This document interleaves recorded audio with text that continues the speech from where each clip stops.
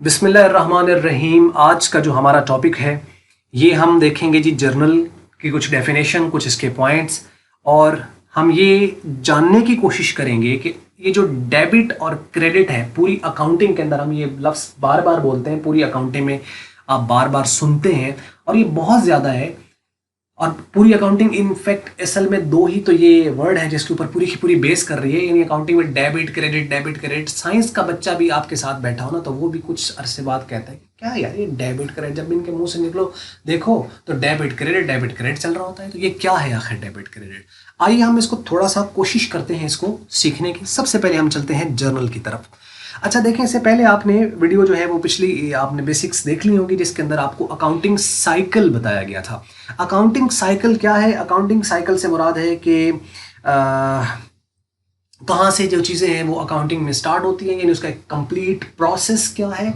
First step क्या होता है अकाउंटिंग में, फिर सेकंड क्या होता है, फिर थर्ड क्या होता है, फिर उसके बाद नेक्स्ट स्टेप और फिर आखिरकार फाइनल इसका स्टेप क्या होता है। तो बात हमने शुरू की थी कि सबसे पहले अकाउंटिंग के अंदर होती हैं ट्रांजैक्शंस क्या है? लेन देन, यानी कुछ खरीदा कुछ बेचा। तो इस तरह करके जो चीज़ें हम कर रहे होते हैं बिजनेस के अंदर उन्हें हम ट्रांजैक्शंस कहते हैं, जो फाइनेंशियल चेंज ला रही होती हैं बिजनेस के अंदर, मॉनिटरी, ठीक है, यानी चेंज लेकर आती हैं, उनको हम ट्रांजैक्शंस कहते हैं फाइनेंशियल अकाउंटिंग के पॉइंट ऑफ व्यू से। उसके बाद जब वो ट्रांजैक्शंस होती हैं तो अब उन ट्रांजैक्शंस को लाज़िम बात है आपको किसी न किसी बुक्स में रिकॉर्ड करना है, सो दैट कि आप उनका कोई हिसाब खाता बता सको, यानी आप जो ट्रांजैक्शंस कर रहे हो, बिजनेस कर रहे हो, क्यों कर रहे हैं? क्योंकि प्रॉफिट के लिए हम कर रहे हैं। तो इट मीन्स कि ये सारा कुछ जो हो रहा है इसका कोई ना कोई हल निकलना चाहिए, यानी प्रॉफिट या लॉस आप देखना चाहोगे या अपनी पोजीशन देखना चाहोगे तो उसके लिए फिर इन्हें हमें रिकॉर्ड करना होता है। तो जिस बुक में हम उनको जाके रिकॉर्ड करते हैं उन ट्रांजैक्शंस को, उन्हें कहा जाता है जर्नल कहा जाता है। यानी journal is the first book of entry in which the transactions are recorded in the chronological order. Chronological mean date wise, यानी जिसकी डेट पहले आ रही है वो पहले रिकॉर्ड होगा, जिसकी डेट बाद में आ रही है वो बाद में रिकॉर्ड होगा। ये आपका कहलाता है जर्नल। अच्छा, अभी जर्नल है तो इसमें हम डायरेक्टली क्या चीज़ों को रिकॉर्ड कर देंगे, मीन ट्रांजेक्शन्स आपके पास डायरेक्टली जर्नल में रिकॉर्ड हो जाएंगी? तो आंसर है नहीं। जर्नल में ट्रांजैक्शंस जो है वो ट्रांजैक्शंस को देखकर रिकॉर्ड नहीं की जाती। जर्नल में जो अकाउंटेंट होता है वो ट्रांजैक्शंस को तो रिकॉर्ड करेगा, लेकिन on the basis of the evidence, proof, कोई डॉक्यूमेंट्री प्रूफ होना चाहिए, कोई उसके पास बिल होना चाहिए, कोई इनवॉइस, रिसीट कुछ होना चाहिए जिसके तहत वो जर्नल में रिकॉर्डिंग करे, ताकि कल को उससे कोई मालिक या उसका जो मैनेजर या कोई भी उसका जो अथॉरिटी है जो उससे पूछ करेगा, वो उससे पूछे कि भाई तुमने ये एंट्री पास की तो क्या प्रूफ है, क्यों कर दी? अपनी तरफ से ऐसे तो फिर अपनी तरफ से पास किया जाए, या कोई उसको आके कह दे कि भैया ये खरीद लिया, ये बेच लिया, करते जा भाई करते जा, ऐसा तो नहीं होगा ना। तो मीन्स कि उसको क्या करना है कि एक अकाउंटेंट एक प्रोफेशनल पर्सन होता है, वो मालिक भी कहे ना उसको कि ये एंट्री पास कर दो तो वो उससे डॉक्यूमेंट्री प्रूफ लेगा। उस डॉक्यूमेंट्री प्रूफ को, उस एविडेंस को हम वाउचर कहते हैं। और वो जो वाउचर होता है वो अगर क्रेडिट पर है तो इनवॉइस कहलाता है, यानी हाँ इनवॉइस कहलाता है। यानी कि अगर आपका परचेज किया है तो वो परचेज इनवॉइस कहलाएगा, अगर सेल किया है तो वो सेल इनवॉइस कहलाएगा, अगर आपके पास वो कैश पर खरीदो फरोख्त हुई है उसे हम रसीट कहते हैं, या उसको कैश मेमो कहा जाता है। तो ये हो गया वाउचर का। तो वाउचर उसे मिलते जाएंगे, वो वाउचर को संभालता जाएगा, उसके ऊपर नंबरिंग होगी या नंबर लिखा गया होगा, जैसे सीरियल नंबर या जो भी होता है वो अपनी जो भी उसके पास बुक है उसमें वो उनको अरेंज करता चला जाएगा, सो दैट कि कल को कोई भी वाउचर निकालना पड़े तो उसको वो निकाल सके। जैसे बिजली के बिल वगैरह होते हैं, पे होते हैं, तो हम उसका अपना एक रिकॉर्ड अपने पास रखते हैं। तो ये हो गया वाउचर। अब इस वाउचर की बेस पर वो जर्नल में करता है जाके रिकॉर्डिंग। अब वो जर्नल में रिकॉर्डिंग करेगा, फिर उससे फिर वो लेजर बनता है, लेजर के बाद फिर ट्रायल बैलेंस बनती है, फिर फाइनल अकाउंट होता है जिसमें प्रॉफिट या अपनी फाइनेंशियल पोजीशंस को देखते हैं। अब यहां से थोड़ा सा कुछ पॉइंट्स हैं जिसको हम डिस्कस कर लेते हैं। जैसा कि पहला वो बात कर रहा है कि the word journal has been taken from the French word jour, which mean day. jour का मतलब होता है day. So the journal, therefore the journal mean daily. Journal is the first book of entry in which transactions are recorded in chronological order. Chronological mean date wise. Following are some important facts about the journal. कुछ चीजें हैं जो इसके other name है वो आप थोड़ा देख लीजिए। Journal is also called an assistant of ledger or subsidiary to ledger. Subsidiary का मतलब ये होता है मताहत या उसका असिस्टेंट जो हम कह सकते हैं। तो ये उसका असिस्टेंट है, मतलब जर्नल हेल्प करता है लेजर बनाने में। तो जर्नल की फिर किसने मदद की? जर्नल की हेल्प की वाउचर ने। तो वाउचर की हेल्प किसने की? ट्रांजैक्शन ने। ट्रांजैक्शन हुई तो वाउचर बना, वाउचर बना तो जर्नल बना, जर्नल बना तो लेजर, लेजर बना तो ट्रायल बैलेंस, और ट्रायल बैलेंस बनेगी तो फिर फाइनल अकाउंट बनेगा। Mean there is a complete process in a sequence, एक ऑर्डर है इसके अंदर। यानी ट्रांजैक्शन से बात शुरू होकर फाइनल अकाउंट पे जाके एंड होती है, बिल्कुल ऐसे जैसे घड़ी में 1 से शुरू होकर 12 पे एंड होके फिर 1 फिर शुरू हो जाता है, फिर उसके बाद 2 फिर 3, इस तरह करके ये एक इसका साइकिल चलता है। अच्छा, ये बात आपको सब्सिडरी जो है बुक किसे कहा जाता है? सब्सिडरी बुक कहते हैं जर्नल को, या असिस्टेंट टू द लेजर कौन है? जर्नल है। So journal is called book of prime entry. What is the book of prime entry? Journal. And the prime entry या primary entry, that's ये एक ही नाम है। It is also known as book of preliminary entry. Preliminary का मतलब होता है बेसिक, ठीक है, बुनियादी। एंट्री ये भी वही है। And book of the first entry ये अदर नेम है जो आपको एमसीक्यूज के पॉइंट ऑफ व्यू से खास तौर पे याद रखने कहीं ना कहीं पूछा जा सकता है। First entry, book of the first entry. First entry क्यों कहते हैं? क्योंकि सबसे पहले ट्रांजैक्शन होगी तो वो सबसे पहले जर्नल में ही रिकॉर्ड होगी। उसके बाद है जी another name for the journal is book of original entry. ये बुक ऑफ ओरिजिनल एंट्री है। And the name chronological book is also used for journal. Chronological book जो है वो भी इसको कहा जाता है और ये जर्नल के लिए कहा जाता है। अच्छा, अब ये देखें जर्नल में हम अक्सर हम बात करते हैं कि जी ये अकाउंट डेबिट हो गया, ये अकाउंट क्रेडिट हो गया, इसको हम डेबिट करेंगे, इसको हम क्रेडिट करेंगे। सवाल ये पैदा होता है, बल्कि बहुत सारे सवाल पैदा होते हैं कि आखिर ये डेबिट क्रेडिट क्या है? क्योंकि आप जब तो आप थोड़ा रूल सीख जाओगे तो शायद इसकी तरफ आपका माइंड भी नहीं आएगा, और ना ही आप ये कंसिडर करना चाहोगे कि ये इनफैक्ट क्या होते हैं, क्योंकि आपको पता चल जाएगा और आपकी प्रैक्टिस हो जाएगी। आप ये कॉमनली आप यूज करेंगे, जैसे ये डेबिट हो गया, क्रेडिट हो गया। आपसे कोई पूछे कि अच्छा ये बारे तो डेबिट क्रेडिट बोलते रहे, तो ये आखिर में है क्या? तो आपके पास कोई आंसर नहीं होता, या इवन किसी के पास भी हम उसको एक्सप्लेन नहीं कर पाते हैं।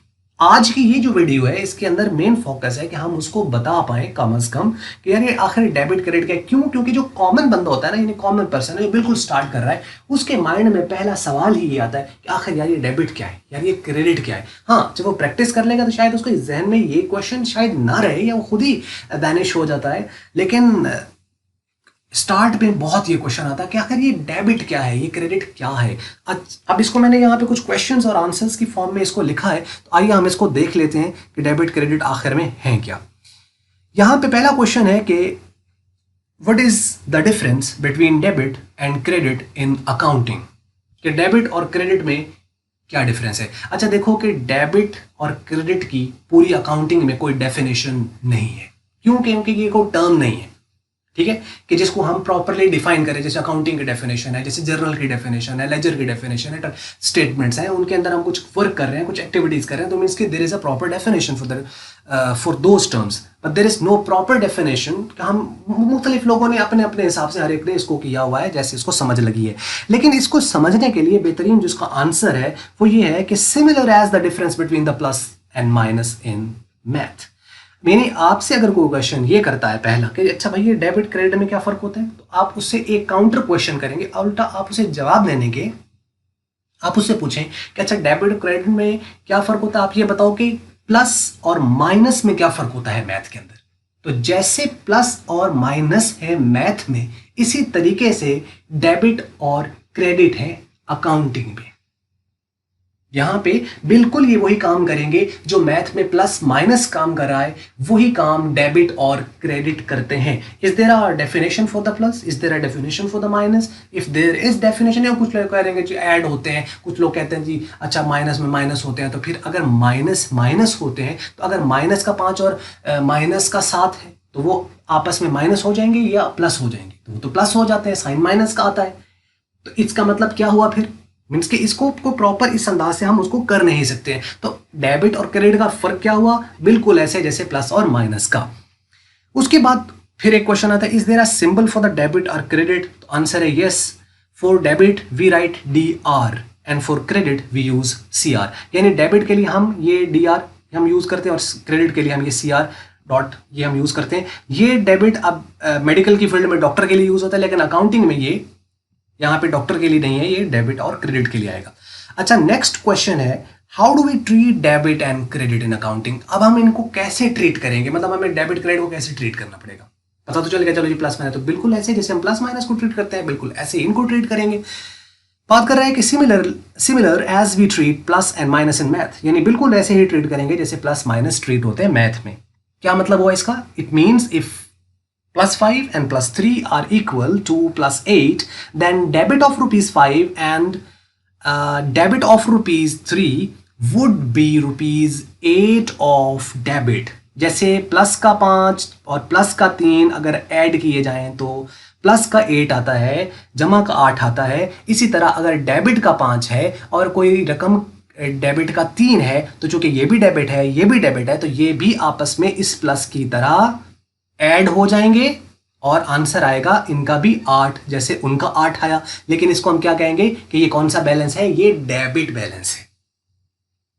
Also if -5 and -3 are equal to -8, अब ये माइनस का है, ये माइनस का, ये माइनस तो नहीं होता ना, ऐड हो जाएंगे, लेकिन साइन किसका आएगा? माइनस का आएगा, माइनस का 8 बनेगा। Then the credit of ₹5 and the credit of ₹3 would be ₹8 but of credit.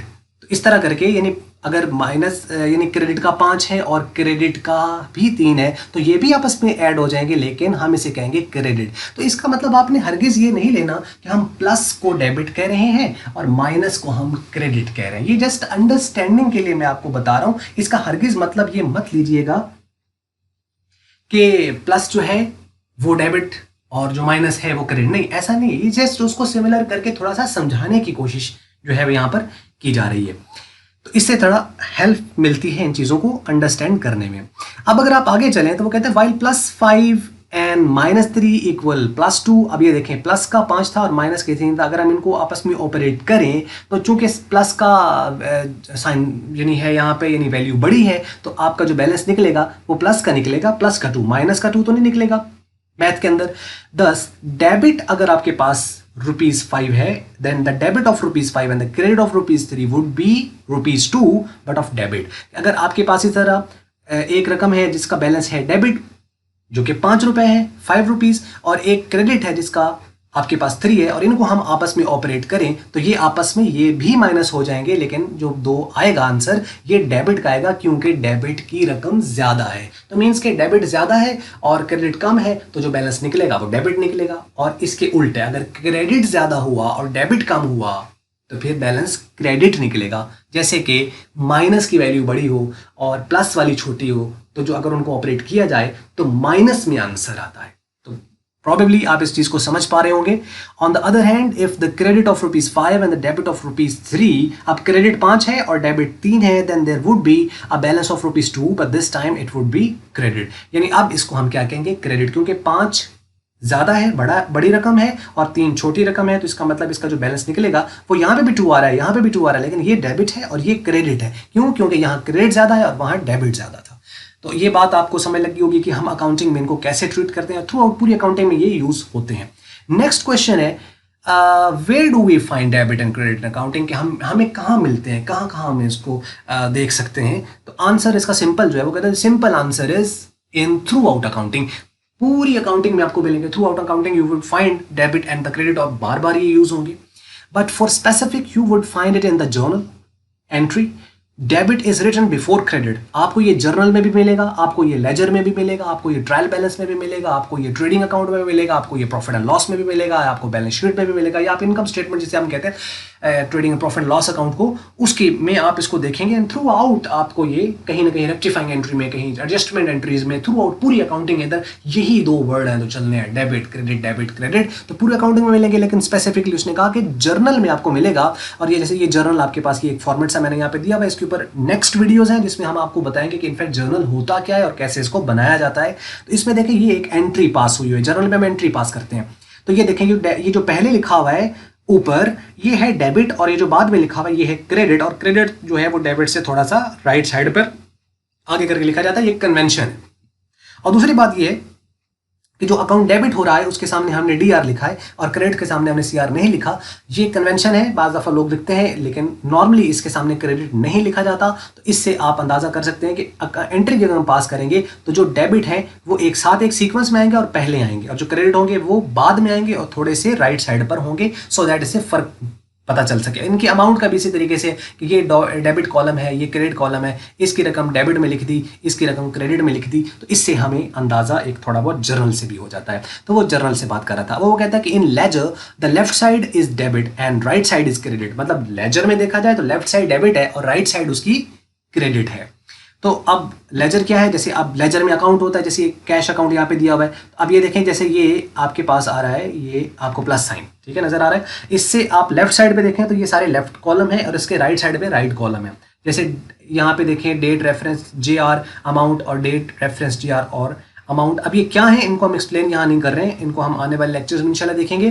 तो मीन्स के यहाँ पे जो ये जो इसकी ये लेफ्ट साइड है, ये वाली, ये सारी की सारी डेबिट साइड कहलाएगी, यानी ये यहाँ पे रेफरेंसेस आएंगे अकाउंट के, यहाँ डेबिट, ये वाली इस अकाउंट की डेबिट साइड है और डेबिट रकम लिखी जाएगी यहाँ पे, और जहाँ यहाँ पे क्रेडिट लिखी जाएगी। तो अकाउंट के पॉइंट ऑफ व्यू से डेबिट क्रेडिट क्या होता है, left side right side, left side debit right side credit. General के पॉइंट ऑफ व्यू से ऊपर जो अकाउंट आ रहा है वो डेबिट और जो उसके बाद आ रहा है वो क्रेडिट, यानी ऊपर नीचे लेफ्ट राइट, ठीक है, यानी दाएं बाएं। तो इससे आप इसको थोड़ा सा समझ सकते हो। सिमिलरली आगे फिर वो बात कर रहा है कि इन इनकम स्टेटमेंट जिसे हम प्रॉफिट या लॉस वगैरह निकालते हैं, एक्सपेंस साइड को हम डेबिट साइड और राइट जो हमारी लेफ्ट साइड होती है expense side, left side debit side, and the right side जो कि रेवेन्यू साइड होती है इनकम वाली, उसे हम क्रेडिट कहते हैं। बैलेंस शीट के पॉइंट ऑफ व्यू से देखा जाए तो जो एसेट साइड होती है वो डेबिट होती है और जो लायबिलिटी वाली साइड होती है उसे हम क्रेडिट कहते हैं। मीन्स के हम स्टेटमेंट वाइज इसको समझ सकते हैं, हम इसको लेजर के पॉइंट ऑफ व्यू से समझ सकते हैं, हम इसको जर्नल के पॉइंट ऑफ व्यू से समझ सकते हैं। इस तरह करके इसको हम पर्सपेक्टिव में डेबिट क्रेडिट को अंडरस्टैंड करते हैं। और उसके बाद क्वेश्चन है कि how to remember each account as debit और क्रेडिट। हम सारे अकाउंट जो इतने ज्यादा दिए हुए हैं तो हम कैसे उनको याद रखेंगे कि डेबिट और क्रेडिट है। So don't worry, you don't need to remember each account, you just have to remember the basic journalising rules. आपको सारे अकाउंट नहीं याद करने कि आपको ये सारे याद कर लो जी, लिस्ट 200 लिस्ट है या 1000 लिस्ट है, इसको ये सारे के सारे डेबिट होते हैं रट लो, और ये जो 1500 जो अकाउंट्स हैं ये क्रेडिट होते हैं। ऐसा नहीं है। इसमें हमें क्या करना है कि उसके रूल्स देखने हैं। रूल्स ऑफ जर्नलाइजिंग कब हमें पता चलेंगे तो रूल्स बताता है कि इस वाले अकाउंट को इसकी ये नेचर है, इसको इस केस में डेबिट होना है, ये वाला ये है, इसकी नेचर ये है, इसको इस केस में क्रेडिट होना है।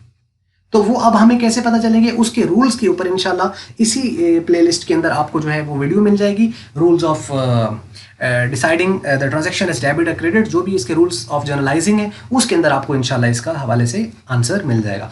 ले जी, इस तक हमारे पास ये चीज़ें थी, और अगर आपको ये चीज़ें उम्मीद करते हैं समझ आ गई होगी। मल्टीपीडिया की अगर आपको ये वीडियो अच्छी लगी है तो फिर आप इसको लाइक कर लें, शेयर कर लें दूसरों के साथ, और अगर आपको अच्छी नहीं लगी तो इसको डिसलाइक कम से कम ज़रूर करें। और हमेशा की तरह वीडियो देखने का, सपोर्ट करने का आपका बहुत बहुत शुक्रिया।